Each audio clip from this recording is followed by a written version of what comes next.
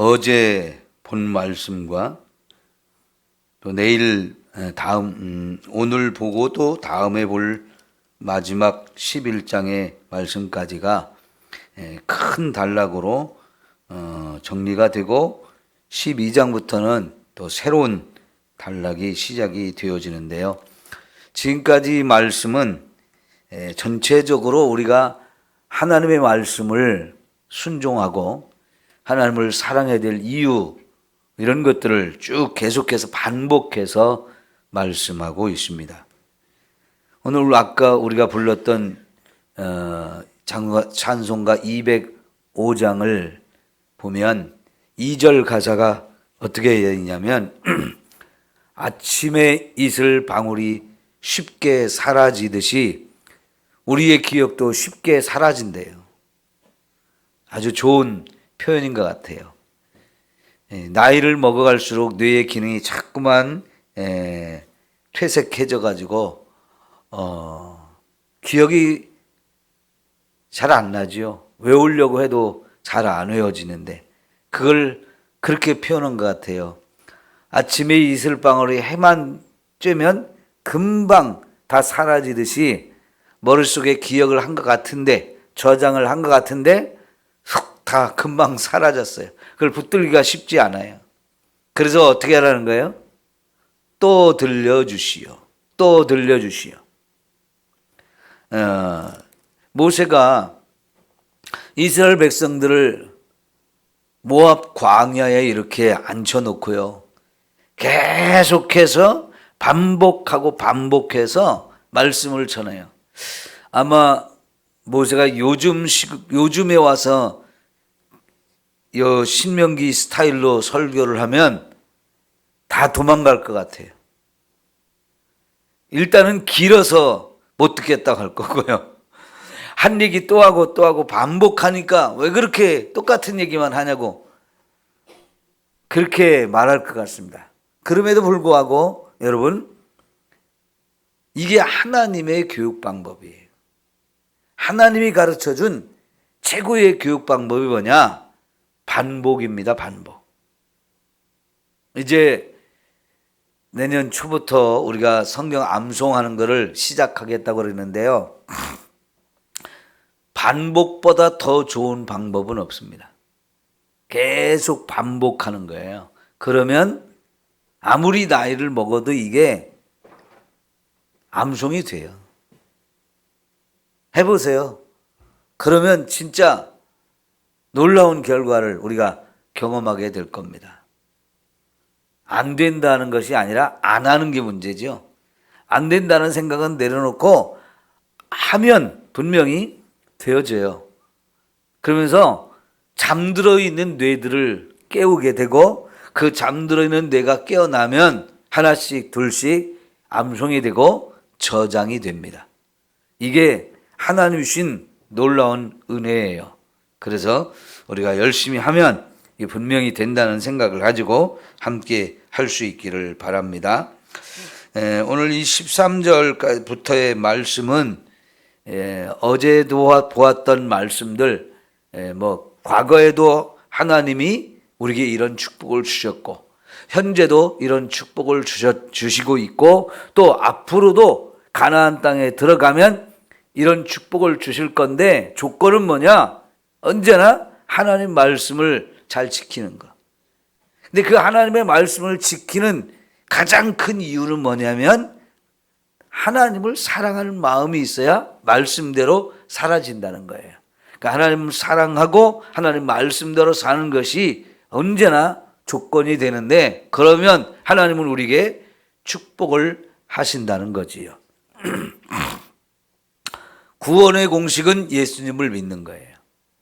축복의 공식은 뭘까요? 하나님 말씀에 순종해서 사는 거예요. 이게 너무너무 중요한 일이죠. 오늘과 이제 마지막 11장 마지막 부분 한 번 더 남아 있는데요, 이 말씀은 이제 구체적으로 하나님이 어떤 복을 주실지 더 구체적으로 말씀하고 있는데요, 13절에 내가 오늘 너에게 명하는 내 명령을 너희가 만일 청종하고 너희의 하나님 여호와를 사랑하여 마음을 다하고 뜻을 다하여 섬기면, 그러죠? 항상 이게 조건이에요. 그러고 나면 하나님 주신 축복이 뭐냐? 여호와께서 너희의 땅에 이른 비 늦은 비를 적당한 때에 내리시리니 너희가 곡식과 포도주와 기름을 얻을 것이요 또 가축을 하여 들에 풀이 나게 하시리니 내가 먹고 배부를 것이라. 이른 비와 늦은 비를 적당히 내려주시면 이게 농사를 짓는 데 있어서 최고 필요한 부분이에요. 여러분, 어제 본 말씀에 이 가나안 땅은 산과 골짜기가 있을 뿐만 아니라 비가 내리면 금방 다 흡수해버리는 땅이라고 말했어요. 강이 항상 흘러가는 그런 땅이 아니고 비가 올 때만 땅에 다 흡수되지 못한 부분만 이렇게 흘러내려가서 강이 만들어져 있는데요. 그러니까 비가 안 오면 금방 그 강은 물이 흐르지 않는 그런 강이에요. 그런데 여기 보면 이른 비와 늦은 비라고 표현하고 있는데 1년에 2차례 비가 오는 시기가 있고 나머지 시기는 비가 오지 않아요. 그래서 여기는 우기와 건기가 확실하게 나누어져 있어요. 그래서 비가 올 때는 10월, 11월 이게 이른 비입니다.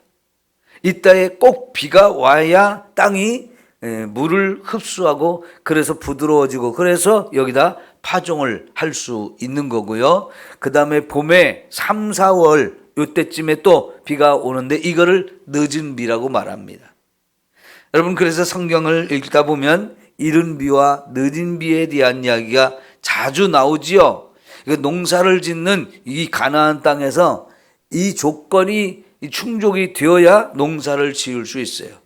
이른 비가 됐든 늦은 비가 됐든 둘 중에 하나가 제대로 내리지 아니하면 이 땅에서는 농사를 지을 수가 없어요. 그런데 여러분, 이 비가 오느냐 안 오냐 이걸 누가 결정하신다는 거예요? 하나님이 결정하시는 거예요. 근데 그 이른 비와 늦은 비를 하나님이 주시거나 안 주시거나 그것은 또 누구의 뭐에 의해서 그 결정이 되느냐?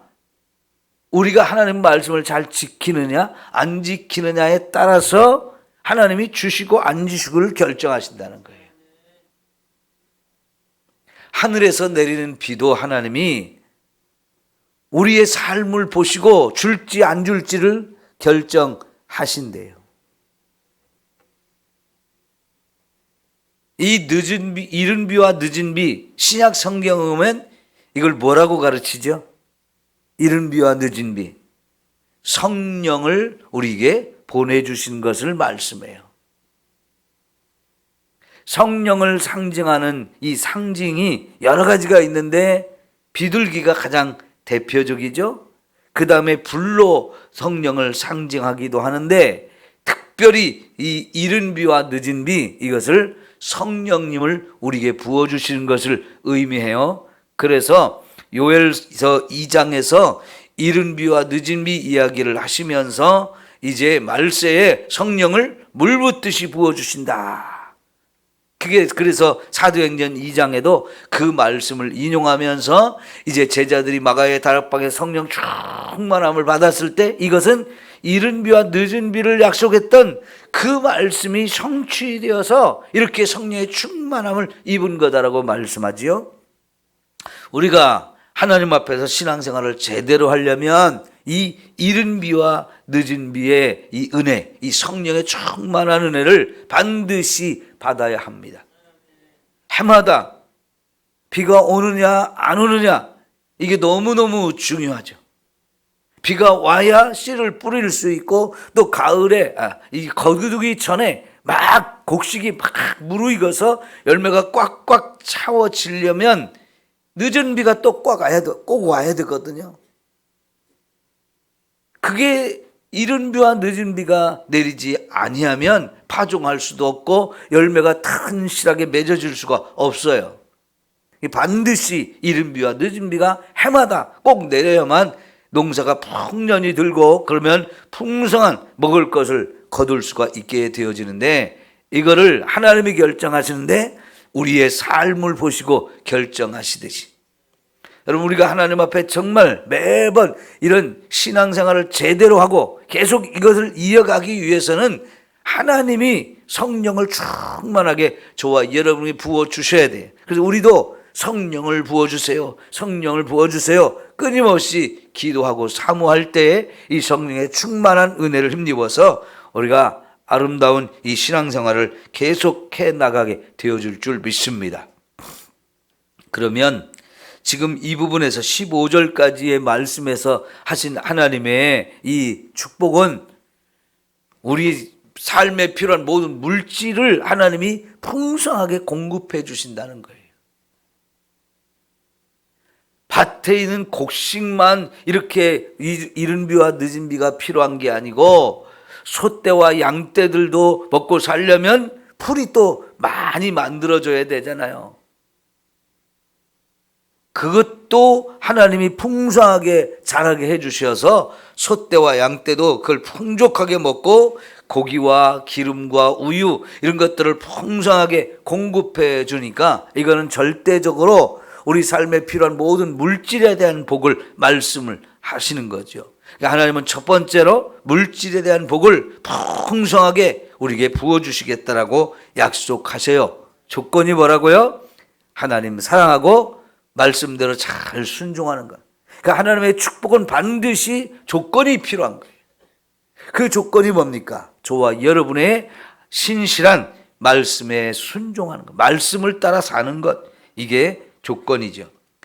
이제 16절, 17절은 뒤집어서 반대 이야기를 하십니다. 자, 뭔 얘기입니까? 너희가 스스로 삼가라. 두렵건대 마음에 미혹하여 돌이켜 다른 신들을 섬기며 그것에게 절함으로 여호와께서 너희에게 진노하사 하늘을 닫아버린단 말이에요. 그래 비를 내리지 않게 하시면 땅에 소산을 내지 않게 하신다. 너희가 여호와께서 주신 아름다운 땅에서 속히 멸망할까노라. 하나님을 잘 섬기면 이른 비와 늦은 비를 풍성하게 주시지만 여러분, 이른 비와 늦은 비 이게 오지 않는 상황이 올 수도 있다는 거예요. 하나님이 하늘을 확 닫아버린다는 거예요. 왜요? 하나님을 떠나서 마음이 미혹을 받아서 다른 이방인들이 섬기던 그런 다른 신을 섬기고 거기 절하는 것, 우상 숭배하는 이런 것들이 결국은 안 되겠다. 하나님이 비를 거두시는 거지. 하늘문을 콱 닫아 걸으시고 비를 안 주시면 결국은 농사를 지을 수가 없어요. 아무리 땅을 파고 아무리 곡식을 뿌려봐야 나지 않는 거지요. 그러면 아름다운 땅에 들어갔어도 멸망을 당한다는 거예요. 이 땅이 아름다운 것은 어떨 때 아름다운 것이냐? 하나님 앞에 믿음으로 바로 설 때가 바로 아름다운 땅인 거예요. 그러니까 이런 땅에서 살려면 정신을 바짝 차리지 않으면 안 되는 거지요. 하나님 비를 주세요. 하나님 비를 주세요.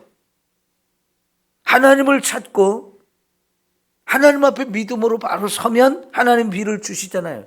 이게 대표적으로 엘리야 시대에 3년 6개월 동안 하늘을 하나님이 탁 닫아버리셔가지고 비가 없는 거지요. 여러분 말이 그렇지 3년 6개월이 비가 안 오면 먹을 게 정말 구할 수가 없습니다. 사람이 됐든 가축이 됐든 먹을 것을 아무도 구할 수가 없는 상황이 되어지는 거지요. 우리가 지금 이렇게 풍년이 계속되는 삶을 살고 있지만요, 하나님이 정말 가뭄을 주시면 이거 큰일 납니다. 가뭄이 1년, 2년만 돼도 정말 먹을 것이 싹 다 사라져요. 구할 수가 없습니다. 그러면 정말 난리 날 겁니다. 그런데 여러분, 그 3년 6개월 동안 닫혔던 비를 하나님이 어떻게 주십니까? 믿음을 가진 이 엘리야가 하나님 앞에 간절히 무릎 꿇고 기도하면서 하나님 이제 비를 좀 주십시오. 간절히 기도할 때에 비를 주셨습니다. 엘리야가 그 기도를 하기 전에 먼저 바알과 아세라를 섬기는 사람들, 그들의 선지자로 세워진 850명 함께 막 몸을 찢으면서 자기 몸을 상하면서 막 바알과 아세라한테 한나절을 기도했잖아요. 그래도 안 주셨어요. 왜요? 바알과 아세라는 그 비를 내리고 안 내리고를 결정할 능력이 없고 그런 권세가 없습니다. 그건 참신이 아니에요. 그 참신이 아닌 존재에 대해서 사람들은 이게 우리 하나님이다, 이 신이 참신이다 하면서 자꾸 요구한단 말입니다. 그런데 절대로 그들은 신도 아니기 때문에, 엉터리이기 때문에 비를 내릴 수가 없죠. 그러나 850명은 해도 안 되는 것을 엘리야 혼자 했을 때 하나님은 비를 주시잖아요. 이 비를 주시고 안 주시고는 전적으로 하나님이 하시는 일이고, 그 하나님은 뭘 보고 이걸 결정하시느냐? 우리가 하나님을 섬기느냐 아니면 우상을 섬기느냐, 이걸로 결정되어지는데, 분명히 그 좋은 가나안 땅에 들어가서 살 때에도 여러분 하나님을 떠나서 다른 신을 섬기는 일이 분명히 있을 거라는 거예요. 그러면 그 아름다운 땅에서 너희는 다 망한다. 너희는 쫓겨나고 끌려가고 죽음을 당할 것이다. 이 무서운 일이죠. 이런 일은 절대로 우리에게 안 일어나야 되잖아요. 하나님이 경고하십니다. 그 앞에 말씀하신 것과 뒤에 말씀하신 것이 너무나 대조가 되잖아요. 비교가 됩니다. 잘 봐라.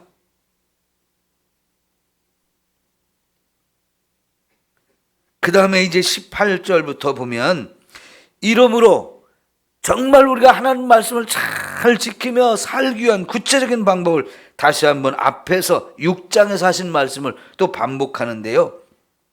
이러므로 너희는 나의 이 말을 너희의 마음과 뜻에 두고 또 그것을 너희 손목에 메어 기호를 삼고 너희 미간에 붙여 표를 삼으며 또 그것을 너희 자녀에게 가르치며 집에 앉아 있을 때든지 길을 갈 때든지 누워 있을 때든지 일어날 때든지 이 말씀을 강론하고 또 내 집 문설주와 바깥문에 기록하라 그랬어요. 신명기 6장 6절부터 9절까지 말씀 이렇게 딱 정리해서 다시 한번 반복했거든요. 마음에 자꾸 둬야 된다, 말씀을. 마음의 말씀을 자꾸 두러, 마음에 새기라는 거죠. 그리고 그 말씀을 자녀에게 가르치라는 거죠. 그러면 하나님이 뭐라고 말씀하십니까? 21절, 그리하면 여호와께서 너희 조상들에게 주려고 맹세하신 땅에서 너희의 날과 너희의 자녀의 날이 많아서 하늘이 땅을 덮는 날과 같으리라. 다시 말하면 장수의 축복을 주시겠다는 거예요. 이 땅에서 오래오래 물질의 복을 누리면서 살 수 있게 해주신다는 거죠. 그러니까 여러분, 우리 말씀 암송하는 게 해야 되는 일입니까? 안 해야 되는 겁니까? 목사님이 또 우리를 괴롭히려고 귀찮은 것도 시킨다고. 여러분, 그게 아니에요. 그게 바로 하나님이 우리를 축복하기 위한 조건이라고요. 정말 저와 여러분이 하나님 이 말씀대로 제가 해보겠습니다, 그래서 열심히 말씀을 외우겠습니다 하면서 여러분 암송을 해보세요. 그러면 하나님께서 정말 저와 여러분에게 복을 주시는지 안 주시는지 여러분이 한번 확인을 해보세요. 그래도 복을 안 주시면 따지면 돼요. 내가 이렇게 열심히 말씀 붙들고 열심히 외우고 100절 200절 외우는데 하나님 뭐 하세요? 왜 말씀을 해놓고 안 지키세요? 여러분, 얼마든지 하나님께 따질 수 있어요. 그러면 하나님이 할 말이 없으시죠? 당연히 하나님이 저와 여러분에게 복을 주실 수밖에 없는 상황이 되는 거예요. 여러분이 매일매일 일터에 나가서 땀을 흘리며 일하는 것도 중요하지만 그보다 더 중요한 것은 그 일이 형통하게 되어지는 것, 그 일이 열매를 맺는 것, 그게 중요하잖아요. 그러려면 여기 반드시 말씀이 내 마음판에 새겨져야 되고 이 말씀을 자녀에게 가르치라는 거, 이게 비결인 거예요. 아무리 땀을 흘리고 일해도 거둘 것이 없으면 그거 다 도루묵이죠 뭐. 꽝이에요, 꽝. 뽑기 있잖아요, 뽑기. 뽑기 했는데 자꾸 꽝만 나와보세요. 헛수고예요. 돈만 버리는 거예요. 그러나 이 하나님의 약속은 정말 꽝이 아닙니다. 그래서 여러분, 우리가 이 말씀을 암송하는 가장 좋은 방법, 이제 반복해서 하는 건데, 그래서 이제 내년부터는요, 우리 사도신경을 안 할 거예요. 신앙고백 사도신경으로 안 하고, 우리가 암송할 말씀을 가지고 계속 사도신경처럼 예배 시간마다 할 겁니다. 그러면 여러분, 매일 여러분이 반복하잖아요. 그런데 그것 가지고 교회 왔을 때 딱 한 번 해갖고는 안 돼요. 집에서도 여러분이 가정 예배를 매일 드리면서 암송하는 말씀 계속 또 암송을 하는 거예요. 그리고 우리 구역 예배도 내년에는 공과 가지고 우리 강사들이 설교하는 거 안 하고요. 계속 암송하는 거 할 겁니다. 그러다 보면 우리 자꾸 반복이 제일 무서운 거예요. 반복해서 하다 보면 이게 내 것이 되어지고, 그래서 내년에는 구역 예배 드릴 때도 어린아이까지 다 모여서 함께 예배를 드려야 돼요. 그래서 자꾸 반복하고 반복할 때 분명히 거기서 이제 결과가 나타납니다. 하나님이 그런 은혜를 우리에게 주셔서 저와 여러분이 이것이 결국은 축복받는 자리까지 가는 거지요. 축복받기 위해서는 이렇게 하라는 거지요. 축복받는 방법을 가르쳐 드리는 거예요. 자, 마지막에 이제 22절부터 25절까지 또다시 말씀에 순종하게 되면 하나님 뭐라고 말씀하시느냐? 여기 23절 제일 끝에 보면 23절부터 보면 그 모든 나라 백성을 너희 앞에서 다 쫓아낼 것이라. 너희가 너보다 강대한 나라들을 차지할 것이라. 너희 발바닥으로 밟는 것은 다 너희의 소유가 될 것이다. 그 다음에 25절 둘째 줄, 너희가 밟는 모든 땅 사람들에게 너희를 두려워하게 하고 무수하게 하시리니 너희를 능히 당할 사람이 없으리라 그랬어요. 그러니까요, 강성대국이 되고 번성한 나라가 되어서 아무도 우리를 넘보지 못하게, 어떤 사람도 대적하지 못하게 두려워 떨게 만들어줄 거라는 거예요. 여러분, 이게 하나님의 놀라운 축복의 약속이잖아요. 여러분, 북한이 아무리 무기를 핵무기를 맞는다 그래도요, 하나님이 넘보지 마, 안 돼 하시면 우리를 공격 못 하는 거예요. 6.25 전쟁에서 우리나라 다 공산화를 시키려고 했는데 저 대구까지 밀고 내려갔다가 거기서 실패하고 다시 다 저 압록강까지 밀어붙였는데 중공이 또 와가지고 결국은 휴전선을 만들었잖아요. 그리고 나서 북한이 얼마나 이를 갈았겠어요. 아이고 너무 아까워 하면서 땅을 치며 그냥 아까워서 발을 동동 구르면서 무슨 짓 했겠어요. 다시 한번 준비해가지고 또 먹어버리자, 완전히 먹어버리자. 그걸 70년 동안 준비를 했어도 하나님이 안 돼 하니까 못 쳐들어온 거 아니에요? 하나님이 허락하지 않으면 안 되는 거예요. 여러분, 우리가 정말 강성대국이 되고 번성한 나라가 되어지는 것도 결국은 하나님 앞에 우리가 믿음으로 섰느냐 하는 거예요. 하나님을 제대로 섬기느냐 하는 거예요. 그러니까 여러분, 지금 나라가 이렇게 혼란스러운 거 누구 책임이에요? 우리들 책임이에요. 하나님을 믿는 사람들이 엉터리니까. 어제 그저께 성탄절날 보니까요, 국민의힘당 대표들 또 민주당 대표들 다 여의도 순복음교회 가가지고 예배 드리고 앉았대요. 예배는 드렸어도 하는 짓은 다 나라 망하는 짓만 하고 앉았어요. 국회에 앉아서. 예? 그놈들이 다 나라를 지금 말아먹고 있는 놈들이잖아요. 왜 교회를 간 거예요? 아이고 참. 너무 안타까워요. 진짜 하나님을 두려워하고 진짜 하나님 앞에 믿음으로 그들이 서면 그런 짓을 안 할 거 아니에요. 나라 망치는 일. 그런데 그게 꼭 그 사람들만의 문제가 아니고 지금 이 땅에서 하나님을 믿는다는 사람들이 그렇게 신앙생활을 엉터리로 하고 있는 겁니다. 우리가요. 예? 그래서 이 나라가 이렇게 혼란스럽고 어려운 거예요. 누구 탓할 것 없이 나 때문입니다. 나 때문에.